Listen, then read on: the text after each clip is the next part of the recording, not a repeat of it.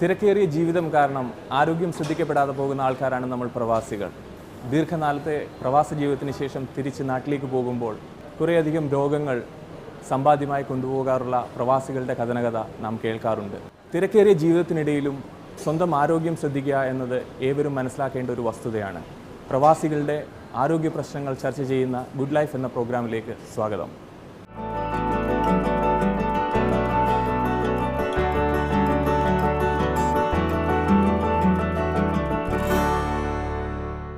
പ്രവാസി സമൂഹത്തിൽ വളരെ സാധാരണമായി കണ്ടുകൊണ്ടിരിക്കുന്ന ഒരു അസുഖമാണ് കൊറോണറി ആർട്ടറി ഡിസീസ്. ഇന്ന് ഗുഡ് ലൈഫിൽ നമ്മളോടൊപ്പം ഇതേപ്പറ്റി സംസാരിക്കുന്നത് യൂണിവേഴ്സൽ ഹോസ്പിറ്റൽ അബുദാബിയിലെ chief medical officer and consultant interventional cardiologist doctor George കോശിയാണ്. Doctor, welcome to the show. പ്രവാസികളുടെ ഇടയിൽ വളരെ സാധാരണമായി കണ്ടുകൊണ്ടിരിക്കുന്ന ഒരു അസുഖമാണല്ലോ കൊറോണറി ആർട്ടറി ഡിസീസ്. എന്തൊക്കെയാണ് ഇതിൻ്റെ കാരണങ്ങൾ? Coronary artery disease is a lifestyle disease. When you say lifestyle, it means your day-to-day activities, exercise, health, food habits, dietary habits, and then other risk factors like smoking, cholesterol, high sugars, etc. These are the main causes of coronary artery disease. Coronary artery ഡിസീസിൻ്റെ കാരണങ്ങൾ doctor വിശദീകരിച്ചു. മെയിനായിട്ടും അതിൽ നമ്മൾ അറിഞ്ഞിരിക്കേണ്ടത് diabetes, അമിതമായിട്ടുള്ള blood pressure, cholesterol, smoking habits and lifestyle. Doctor, അപ്പോൾ ഈ ലൈഫ് സ്റ്റൈൽ എന്ന് പറയുന്ന കാര്യം എങ്ങനെയാണ് പ്രവാസികളിൽ കൊറോണറി ആർട്ടറി ഡിസീസ് ഉണ്ടാക്കാൻ ഹെൽപ്പ് ചെയ്യുന്നത്? See, Dr. Rajiv, now when a person is in his home country, in India, for instance, and here there are many other, from many countries they come to the Middle East, but in India you are used to a different kind of activity. You are used to going for walks, you are used to traveling by bus, trains. The activity levels കുറച്ചുകൂടി കൂടുതലാണ്. ഇവിടെ അത്ര activity levels ഇല്ല. Overnight, today you are in India, tomorrow visa എടുത്ത് next day you come over here and activity will totally change. The temperature changes, climate changes, you are stuck in AC all the time. Activity levels ഭയങ്കര കുറവാണ്. പിന്നെ food habits overnight change ചെയ്യാനുണ്ട്. What you eating there, next day you come here, more oily foods, more meats, more fried items. So overnight it changes. The sudden change affects the body. That is what the problem with lifestyle is. That has to be controlled. യങ്ങായിട്ടുള്ള പോപ്പുലേഷനിൽ വളരെ common ആയിട്ട് coronary artery disease കണ്ടു തുടങ്ങിയിട്ടുണ്ട്. എന്താണ് doctor ഇതിനുള്ള കാരണങ്ങൾ? Yes, Rajiv, it's become worse now.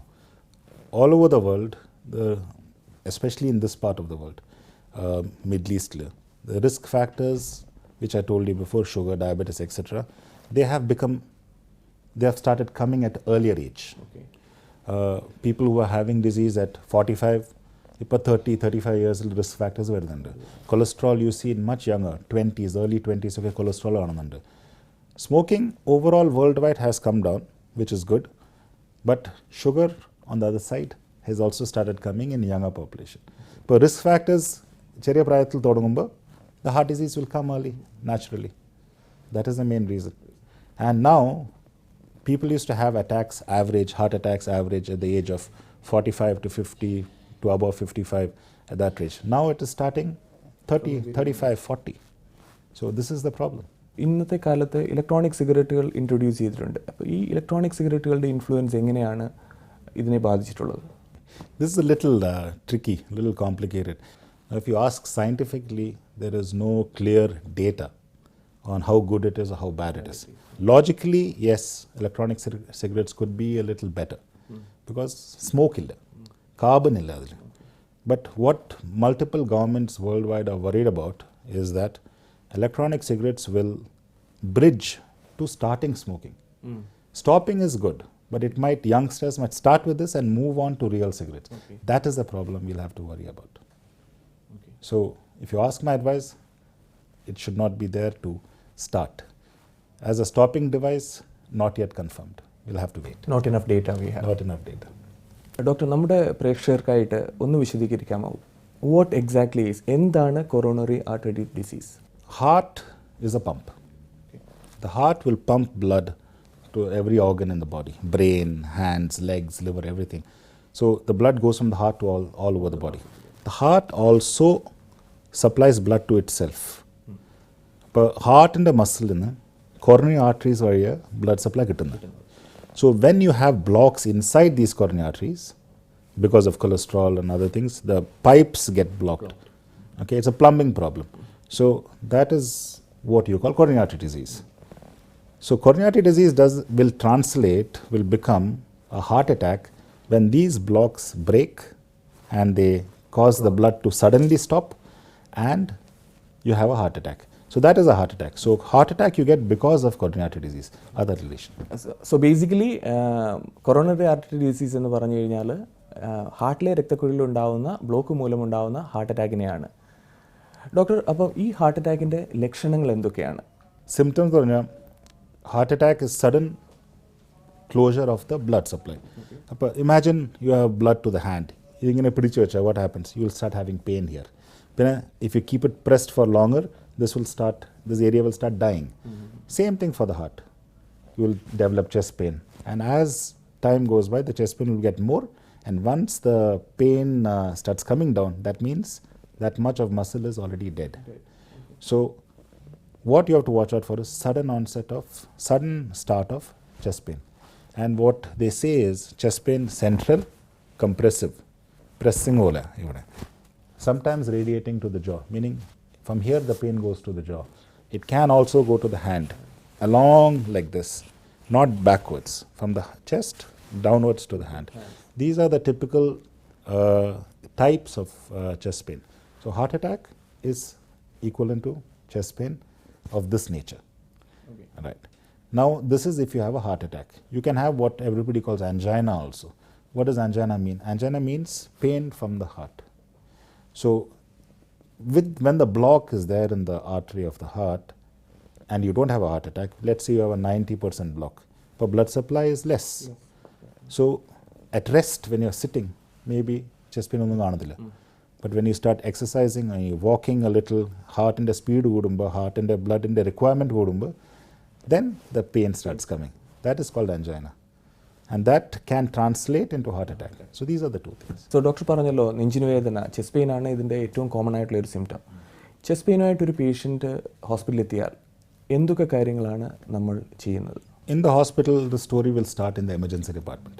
Okay, chest pain ആയിട്ട് വന്നാൽ നേരെ അങ്ങോട്ടാണ് പോകുന്നത്. In the emergency department, they will immediately take risk factors. Okay, one point I want to tell you, especially we are talking about our Indian population, expatriates. India has the highest amount of heart disease. It is the highest in the world. We are expecting in 2015 almost 300 million detected heart diseases world in India. And we are the most prone, genetically we are the most prone for heart disease. Right? You have 6 times more higher chance of having a heart attack than your Chinese. Okay. And 4 times more than Western population. That's the statistics. Okay. So somebody comes with a chest pain in the emergency department, adhu ECG edukum. Adu nokkum endo exactly heart attack inde endengilum changes undo illiyo nokkum. Pinne blood tests undu kore, troponin and etc. And we'll find out what exactly is the situation, what is the risk, and then either medically manage, watch in the ICU, observe in the ICU, or athne emergency aanenge nere cath lab lo kondu open with a balloon and a stent. That will be the basic line of management.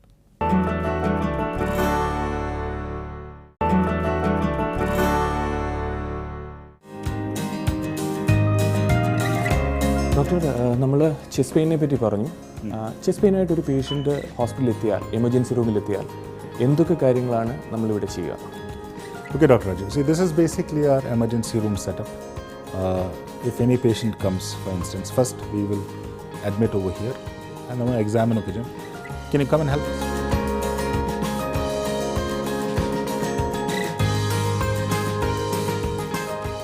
The patient will keep him first, we'll examine him, we'll ask him what his complaints are. Typical chest pain undo illiyo nokkum. Okay, we have to get his risk factors like I said earlier. Okay. First and most important thing is get a quick ECG. Okay. Take the ECG and see if there's any changes of an acute heart attack. Okay, so once we rule out a heart attack, then we have some time to work on the other symptoms. For instance, people might think that okay, stomach prashna or the acidity or gas and effect adu rule out cheyanam. But most important problem is a heart attack. അപ്പോൾ അത് rule out ചെയ്താൽ then we can work on the other things. ഇപ്പോൾ ECG എടുത്തിട്ട് പിന്നെ blood pressure, pulse, oxygen saturation, these are the basic life sustaining things that we have to look അപ്പോൾ at. ഇത്രയും കാര്യങ്ങൾ ചെയ്യുന്നത് കൊണ്ട് ബേസിക്കലി ഇതൊരു ഹാർട്ടിൻ്റെ പ്രശ്നമാണോ മറ്റ് അവയവങ്ങളുടെ പ്രശ്നമാണോ എന്നുള്ളത് നമുക്ക് ക്ലിയർലി മനസ്സിലാക്കാൻ സാധിക്കും അല്ലേ? So മിക്കവാറും പേഷ്യൻറ്റ് സ്റ്റേബിളായിട്ടാണ് വരുന്നത്. But then you have a few sect of patients who will be, blood pressure will be low, pulse will be low, emergency situations വരും. ചില ആൾക്കാർക്ക് പൾസ് കാണത്തില്ല. You will need to do a CPR, you need to maybe shock them out of rhythm. Right? That area will be in a little more higher dependent area which we have, it's called a resuscitation room. So we do it over there. So സ്റ്റേബിളായിട്ടാണ് ഒരു patient emergency റൂമിൽ എത്തുക എങ്കിൽ അദ്ദേഹത്തിന് വേണ്ട പ്രാഥമികമായിട്ടുള്ള കാര്യങ്ങളെല്ലാം നമുക്ക് emergency റൂമിൽ ചെയ്യാം.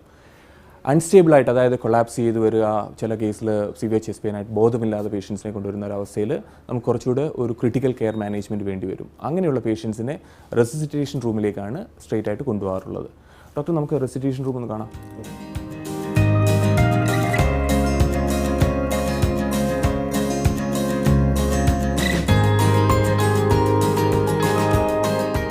So Rajiv, this is the resuscitation room.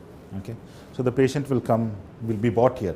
So if the patient comes to the resuscitation area, most likely he will not be walking. And he'll have some abnormal heart rhythms. Okay, the heart rhythms which need to be shocked, and they are not sustainable with life. Meaning, the heart is very fast, 200, 240, 300 ml heart rate. The blood circulation is not enough to reach the brain, so the patient is not able to talk, is confused, dizzy, and collapse state എന്ന് പറയാം. Because BP കാണത്തില്ല, blood circulation to the brain correct ആയി പോകുന്നില്ല, so he's knocked out, unconscious. And that situation you have to emergency ആയിട്ട് treat ചെയ്യേണ്ടി വരും. So we have like a defibrillator here, and we will have to apply gels, and we'll have to properly shock the patient out. And adult mode. So once the patient is shocked and out, then only we can take the ECG again and see the underlying prashna endonu kandupidikan vendi. Yeah. So that is the thing. And then if it is a attack or something, then we have to probably take for emergency intervention, angioplasty or stenting, or we have to stabilize in the emergency room itself. Some of them will need to be ventilated. Tube with breathing കൊടുക്കേണ്ടി വരും. So that will be done. Patient കുറച്ചൊന്ന് stable ആകുമ്പോൾ we can take for a emergency procedure. Doctor, ഒരു 60കളിലെ 70കളിലൊക്കെ thrombolytic therapy വളരെ popular ആയിരുന്നു. പക്ഷേ ഇന്നത്തെ കാലത്ത് ടെക്നോളജിയുടെ അഡ്വാൻസ്മെൻറ്റ് കാരണം പുതിയ പല പ്രൊസീജിയേഴ്സും ലൈഫ് സേവിങ് ആയിട്ടുള്ള പുതിയ സർജിക്കൽ പ്രൊസീജിയേഴ്സും ഉണ്ട്. അപ്പം ഒരു പേഷ്യൻറ്റ് വന്നു കഴിഞ്ഞാൽ, ചെസ്റ്റ് പെയിൻ ആയിട്ട് വന്നു കഴിഞ്ഞാൽ, ഹാർട്ട് അറ്റാക്ക് ആണെന്ന് ഡയഗ്നോസ് ചെയ്ത് കഴിഞ്ഞാൽ ഈ ആളിനുള്ള നെക്സ്റ്റ് പ്രൊസീജിയേഴ്സ്, ഫോർ എക്സാമ്പിൾ ഒരു ആൻജിയോഗ്രാം ചെയ്തു അല്ലെങ്കിൽ ഒരു ആൻജിയോപ്ലാസ്റ്റി ആണ് എന്ന് ഡിസൈഡ് ചെയ്യുന്നത് എന്ത് ക്രൈറ്റീരിയ ബേസ്, എന്ത് അടിസ്ഥാനത്തിലായിരിക്കും ആ ഒരു തീരുമാനം ഉണ്ടാവുക? എല്ലാ പ്രൊസീജിയറിനും ഒരു ഗോൾഡ് സ്റ്റാൻഡേർഡ് ഉണ്ട്. If A person comes with a heart attack, the gold standard of managing is angioplasty. Second option will be injections, thrombolysis എന്ന് പറഞ്ഞാൽ, which was there earlier. ഇപ്പോൾ thrombolytics കുറച്ചുകൂടെ improve ആയിട്ടുണ്ട്. It's more effective. പണ്ടുണ്ടായിരുന്നതിനേക്കാളും അഡ്വാൻസ് ആയിട്ടുള്ള. Before effect maybe 60%, 65% success ഉള്ളായിരുന്നു. Now almost 80-85% success. But remember that angioplasty 100% success without complications. Complications it's something else. So angioplasty facilities ഉണ്ടെങ്കിൽ that should be the first choice. Second thing is angioplasty facilities കുറച്ച് ദൂരമാണെങ്കിൽ, some other hospital which is away, then you can consider giving the injection based on how much time it will take you to shift the patient from here to the next hospital. Okay, because heart attack is time equals muscle. Every minute muscle waste it gets damaged, right? So you have to be quick. So the decision has to be quick, and they always recommend that more than 3, maximum 6 hours you have to take for angioplasty rather than giving an injection. Because the side effects of the injection are more than the benefit after a certain time. Doctor പറഞ്ഞല്ലോ time എന്ന് പറയുന്നത് വളരെ crucial ആയിട്ടുള്ളൊരു ഫാക്ടറാണെന്ന്. കാരണം ടൈമിനനുസരിച്ചാണ് muscle damage ഉണ്ടാകുന്നത്. ഇങ്ങനെയുള്ള ഒരു അവസരത്തിൽ ഹോസ്പിറ്റലിൽ എത്തുന്നതിന് മുമ്പ് ഒരു രോഗിക്ക്, ഒരു വ്യക്തിക്ക് നെഞ്ചിന് വേദന അനുഭവപ്പെടുകയും അദ്ദേഹത്തിൻ്റെ തൊട്ടടുത്തുള്ള ആൾക്കാർക്ക്, സുഹൃത്തുക്കൾക്കും ബന്ധുക്കൾക്കും എന്ത് കാര്യങ്ങൾ ചെയ്യാൻ പറ്റും, എന്തൊക്കെ കാര്യങ്ങൾ ചെയ്തു കഴിഞ്ഞാൽ ആ ആളിൻ്റെ ഒരു ബെറ്റർ പ്രഗ്നോസിസ് അല്ലെങ്കിൽ ആ ഒരു റിക്കവറി കുറച്ചുകൂടെ ഫാസ്റ്റർ ആവാൻ പറ്റും? Okay, very good question. So it's like this. All the risk factors undegi. I mean, if somebody has sugar diabetes, like we discussed before, it's always good if you have if you have access to aspirin. Okay. You say aspirin, chewable aspirin, then he can come to the hospital. But it's very important to reach the hospital as quickly as possible. That is the most important thing. Now, if a patient is collapsed on the roadside or outside, unless ചെറുതായിട്ട് ഒരു professional training ഇല്ലെങ്കിൽ, CPRൻ്റെ professional training ഇല്ലെങ്കിൽ, it is risky to give that. But we recommend nowadays that as much as possible, public should be try to get chest, heart, cardiac resuscitation training if possible. It's very crucial. And also, lot of public areas, inganathe AED, automatic defibrillator, that gives the entire process. Lot of publics, malls, gardens, parks, they have this available freely, which can be taken and used and can be given, immediate treatment can be given before the ambulance service arrives. But if it's at home, primary thing, if you have aspirin, take it, no harm done.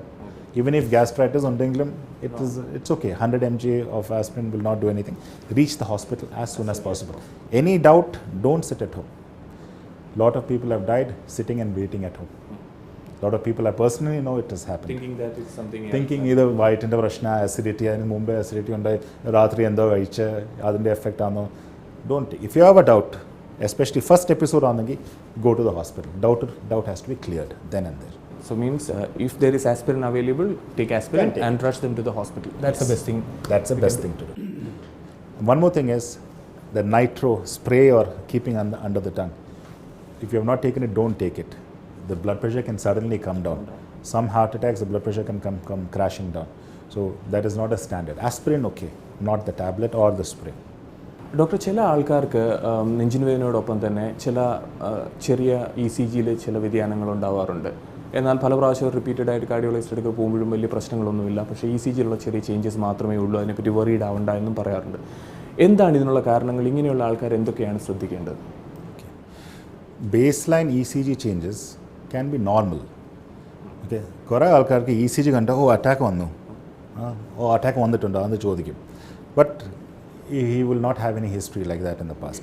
So what they have to do is, at least for the first time, when a cardiologist is seeing ECG variation undegi, they should do echo and do a scan of the heart, ultrasound scan of the heart, and see ee kanana variation echo undo illa. That is the difference. Echo onnu illengi, then this ECG is like this for him normally. And if doubt, risk factors undegi, stress test cheyana. And then define ischemic heart disease and then work up from there further. What I tell all my patients is, inganathe ECG undegi, keep a official document with you. Keep a copy, maybe on your phone, you can save it, or picture all the time should be kept in your file. And whenever you go to the hospital, tell my baseline ECG abnormal. Already. Yeah. So based on that, they can do the next level of testing. Okay. But once you have done an echo and once you have done a stress test, if it is normal, there is nothing to worry about. Okay, you can stop at that. So ECGയിൽ ചെറിയ വ്യതിയാനങ്ങൾ ഉണ്ടെങ്കിൽ പോലും ഒരു എക്കോയും TMTയും ചെയ്ത് അത് confirm ചെയ്ത് കഴിഞ്ഞാൽ, normal ആണെന്ന് കൺഫേം ചെയ്ത് കഴിഞ്ഞാൽ, പിന്നീട് ഈ വ്യക്തി വലുതായിട്ട് വറീഡ് ആവേണ്ട കാര്യമില്ല. Because resting ECG has no value. Stress test ചെയ്യുമ്പോൾ അതിൻ്റെ വാല്യൂ ആക്ച്വലി വരുന്നത്. ഓക്കെ. ഈ എക്കോ ECG സൗകര്യങ്ങൾ നമുക്കൊന്ന് കാണാനും അതിനെപ്പറ്റി സംസാരിക്കാം. Demonstrate.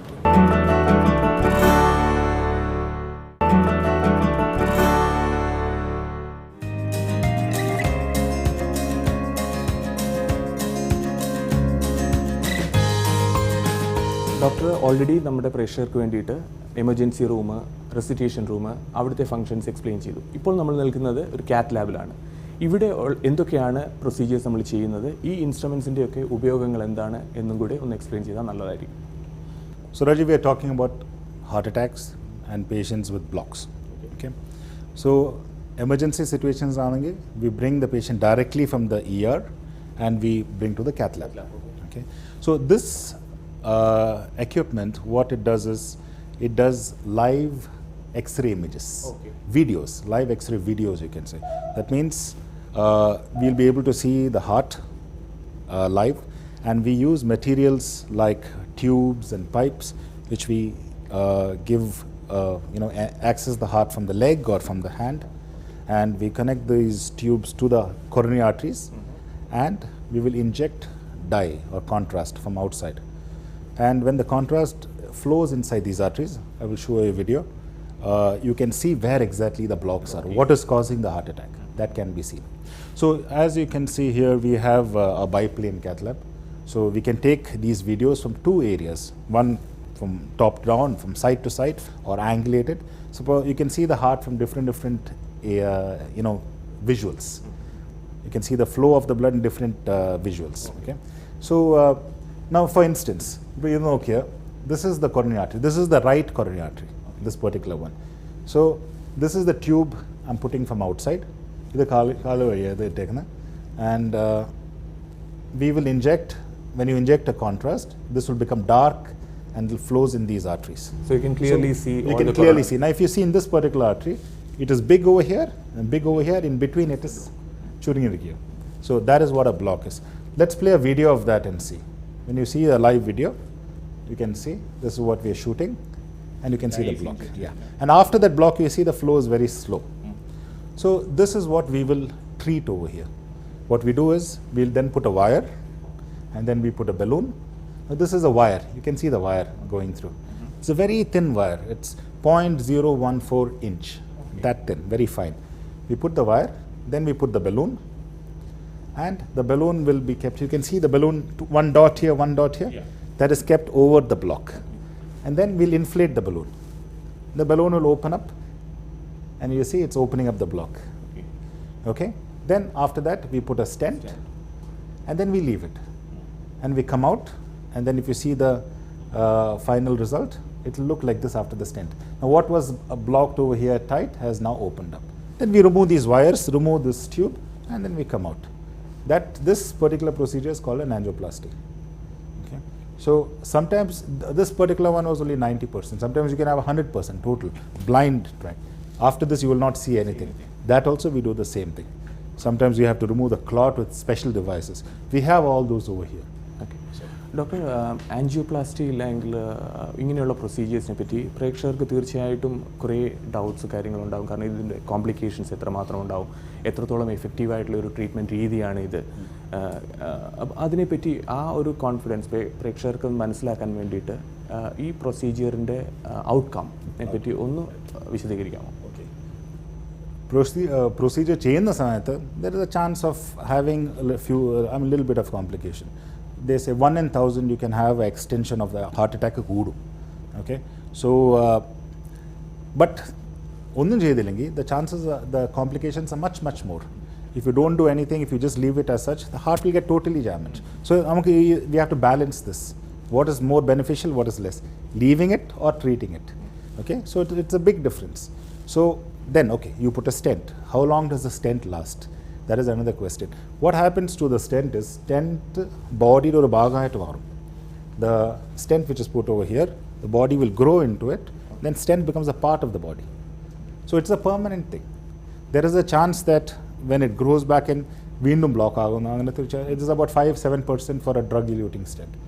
Okay, but that is a very small percentage compared to the benefit. 93 to 95% benefit. So that is, and usually the stent becomes a part of the body in about 6 months time.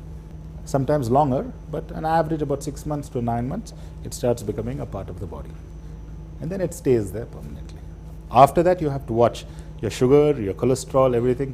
You have to control and keep, and then it will and prevent new blocks from coming. That is the main target.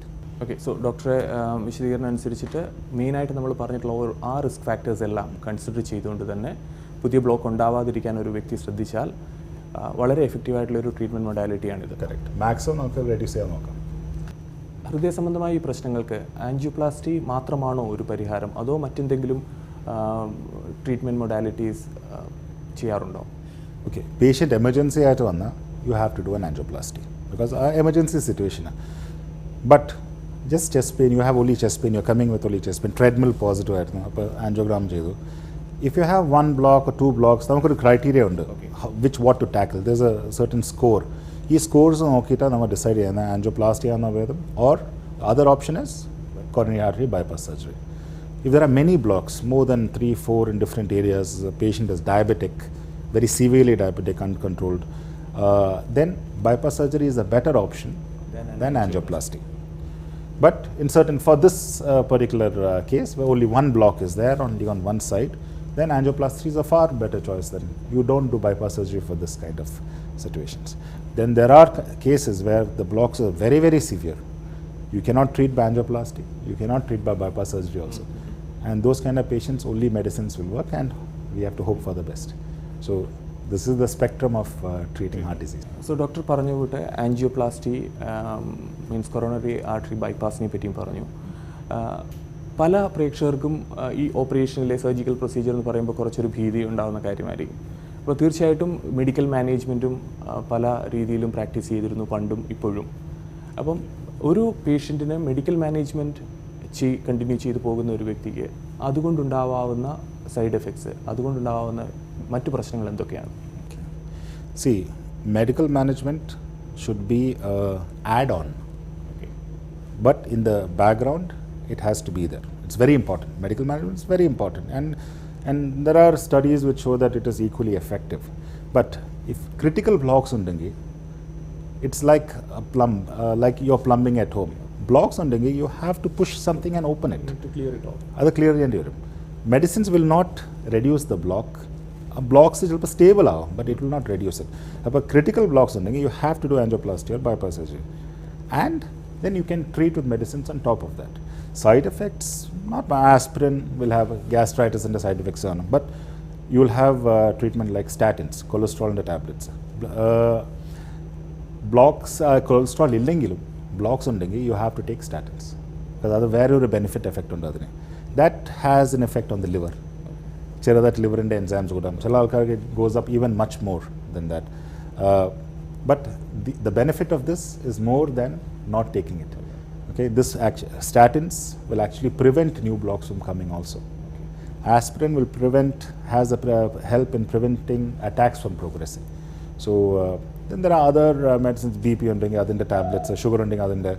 So all that has to be covered. The idea is risk factors A to minimum.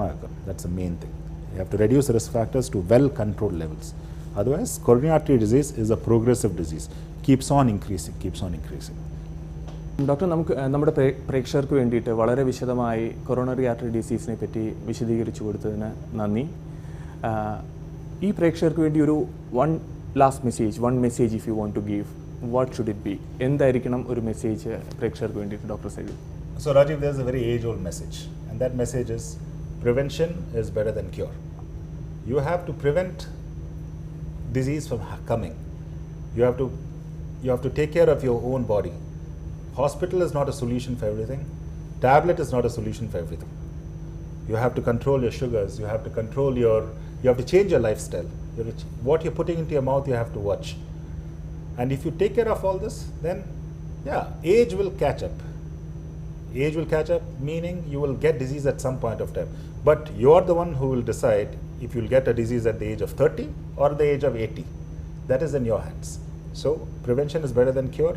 Take care of your health, lifestyle, food and diet, and hope for the best. Thanks a lot, Dr. Koshi, for your Thank you, time Dr. and explanation. Yes, prevention is better than cure. ഒരു അസുഖം ഉണ്ടായിട്ട് ചികിത്സിക്കുന്നതിലും ഭേദം അസുഖം ഉണ്ടാവാതെ ശ്രദ്ധിക്കുക എന്നതാണ്. ഈ ഒരു മെസ്സേജോടുകൂടി ഇന്നത്തെ ഗുഡ് ലൈഫ് ഇവിടെ അവസാനിക്കുകയാണ്. മറ്റൊരു എപ്പിസോഡുമായി കാണും വരെ it's me doctor Rajiv signing of.